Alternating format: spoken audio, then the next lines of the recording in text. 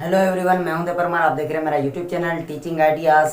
आज मैं matric class की बायोलॉजी का जो सेकंड चैप्टर हमारा चल रहा है होम्योस्टेसिस, उसके एक और टॉपिक के साथ हाजिर हुआ हूं। और इस लेक्चर के अंदर मैं जो टॉपिक डिस्कस कर रहा हूं वो है role of kidney in urine formation part 2। क्योंकि role of kidney in urine formation part 1 हम पहले डिस्कस कर चुके हैं। ये टॉपिक बहुत बड़ा था, तो इस वजह से मुझे जो है इसे दो हिस्सों में जो है वो तकसीम करना पड़ा।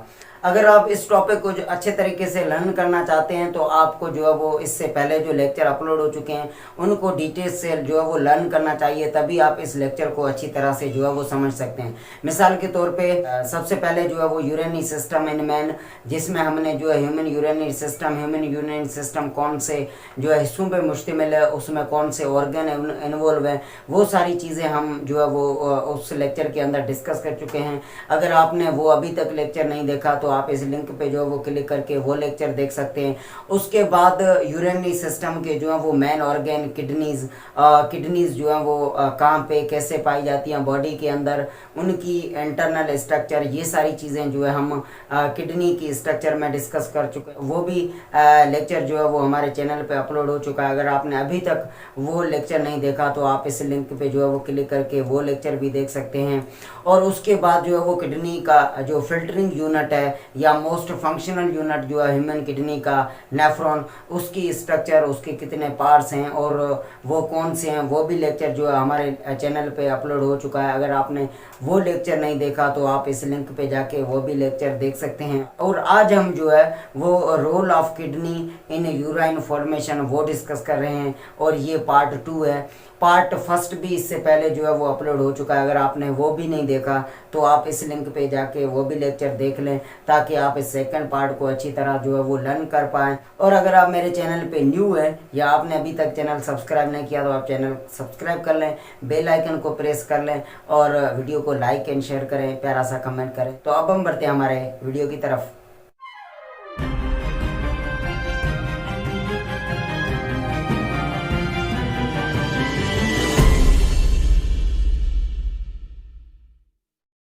इस लेक्चर में आगे बढ़ने से पहले आपको जो है वो इस टॉपिक का फर्स्ट पार्ट जो अपलोड हो चुका है उसका ओवरव्यू दे देता हूँ, जिसमें हमने डिस्कस किया था कि यूराइन फॉर्मेशन से पहले जो है वो यूरिया फॉर्मेशन होती है और यूरिया फॉर्मेशन जो है वो लिवर से करवाई जाती है और लिवर के बाद जो है वो ब्लड उसे जो है वहाँ से लेके किडनी की तरफ ले आता है और किडनी जो है उससे, और किडनी जो है वो extra water, urea, uric acid या ऐसे अदर मिनरल, उनसे जो है वो यूराइन फॉर्मेशन करवाती है। तो किडनी जो है वो यूरिया जो फॉर्म हो चुका है उसके बाद यूराइन फॉर्मेशन कैसे करवाती है वो आज हम जो है वो डिस्कस करेंगे। और यूराइन फॉर्मेशन करवाने के लिए किडनी के अंदर नेफ्रॉन में दो प्रोसेस परफॉर्म किए जाते हैं, एक है फिल्ट्रेशन और दूसरा है रीअब्जॉर्प्शन। ये टॉपिक आज हम इस लेक्चर के अंदर जो है वो डिटेल से डिस्कस करेंगे और यूराइन फॉर्मेशन का टॉपिक भी आज हम जो है वो इस लेक्चर के इख्तिताम पे बिल्कुल क्लोज कर देंगे।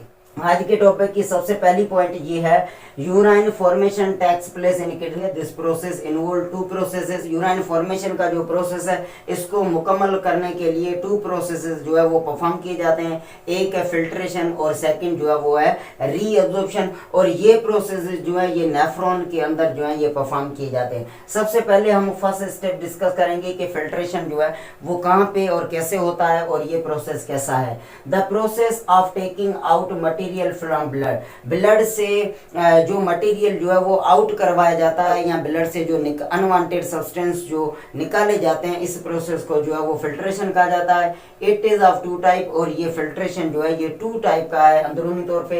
एक है नॉन सिलेक्टिव या अल्ट्रा फिल्ट्रेशन, इसे आप कह सकते हैं, और सेकंड जो है उसे आप सिलेक्टिव फिल्ट्रेशन जो है वो कह सकते हैं। सबसे पहले हम फिल्ट्रेशन का जो फर्स्ट स्टेप है अल्ट्रा फिल्ट्रेशन या नॉन सिलेक्टिव फिल्ट्रेशन वो डिस्कस करेंगे। इसका मतलब यहाँ ये है कि यहाँ पे जो मटेरियल फिल्ट्रेट होता है वो विदाउट एनी सिलेक्शन होता है, मसलन के कुछ भी जो है चीजें जो है वो सिलेक्ट करके फिल्ट्रेट नहीं करवाई जाती। This process is occurs at Malpighian body. और अल्ट्रा फिल्ट्रेशन या नॉन सिलेक्टिव फिल्ट्रेशन जो है ये नेफ्रॉन के अंदर मैलपेजियन बॉडी पे जो है वो परफॉर्म किया जाता है।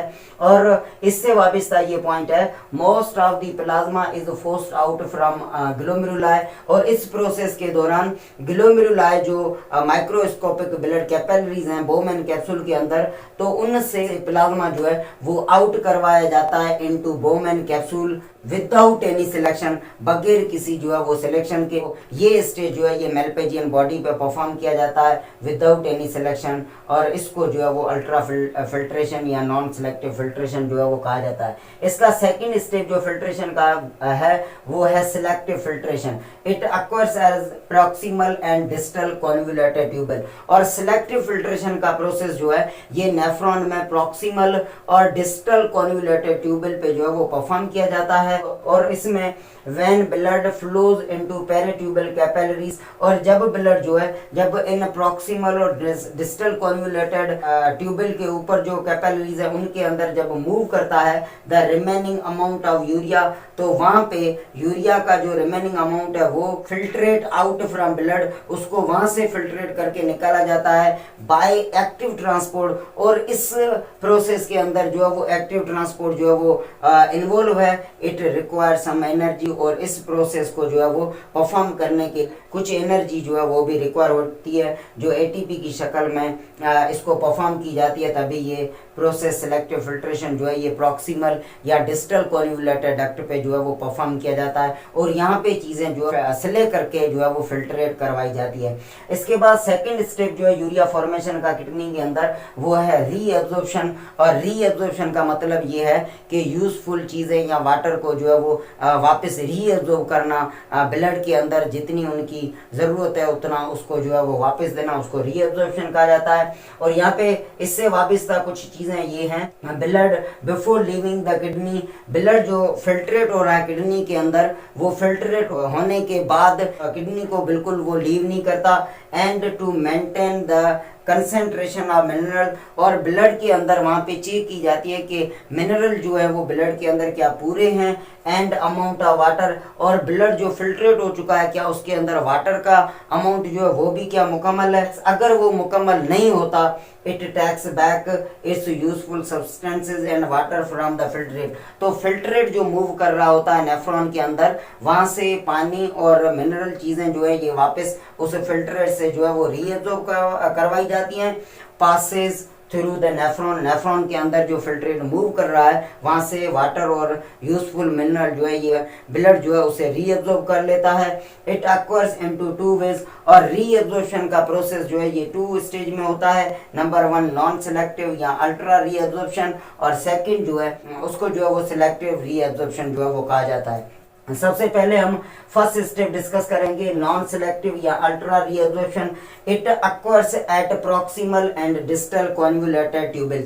नॉन सिलेक्टिव और अल्ट्रा रीएब्जॉर्प्शन जो है ये प्रॉक्सिमल और डिस्टल कॉन्वोल्यूटेड ट्यूबल जो पार्ट है नेफ्रॉन के वहां पे परफॉर्म किया जाता है। और इस नॉन सिलेक्टिव में चीजें जो हैं वो विदाउट एनी सिलेक्शन वाटर या मिनरल जो है वो रीएब्जॉर्ब करवाए जाते हैं। और इसके बाद जो सेलेक्टिव रीएब्जॉर्प्शन है it occurs at loop of Henle and collecting duct. Select करके चीजें रीएब्जॉर्ब करवाने वाला जो प्रोसेस है ये लूप ऑफ हैनल और कलेक्टिंग डक्ट पे जो है वो परफॉर्म किया जाता है with the help of hormone. और इस प्रोसेस में जो है कुछ हार्मोन की जो है वो इन्वॉल्वमेंट है, जिसमें एडीएच, पीटीएच एंड कैल्सीटोनिन ऐसे हार्मोन जो हैं वो सिलेक्टिव रीएब्जॉर्प्शन करवाने में जो है वो इन्वॉल्व हैं। और वो चीज़ें ब्लड के अंदर रीएब्जॉर्ब करवाई जाती है जिनकी ज़रूरत होती है, जो चीज़ें रिक्वायर होती है ब्लड की, चाहे मिनरल हो या वाटर हो, कुछ भी चीज़ें हो, ग्लूकोज हो या ऐसी अदर ब्लड की चीज़ें हो यूजफुल,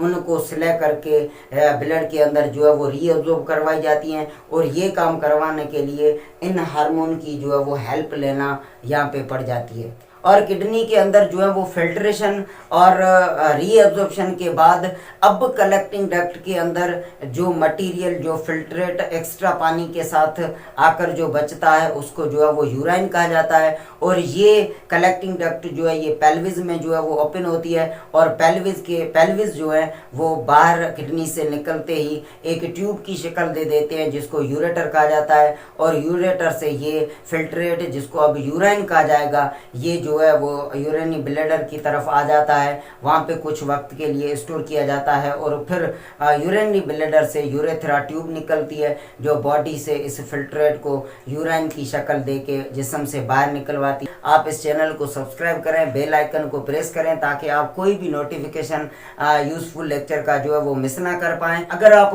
वीडियो से कुछ सीख रहे हैं तो इस मालूमात को दूसरों तक फैलाएं, वीडियो को शेयर करके, वीडियो को लाइक भी करें और कमेंट भी करें कि आपको ये नॉलेज जो है वो कैसी लग रही है। तो मिलते हैं नेक्स्ट लेक्चर में, तब तक के लिए बाय बाय।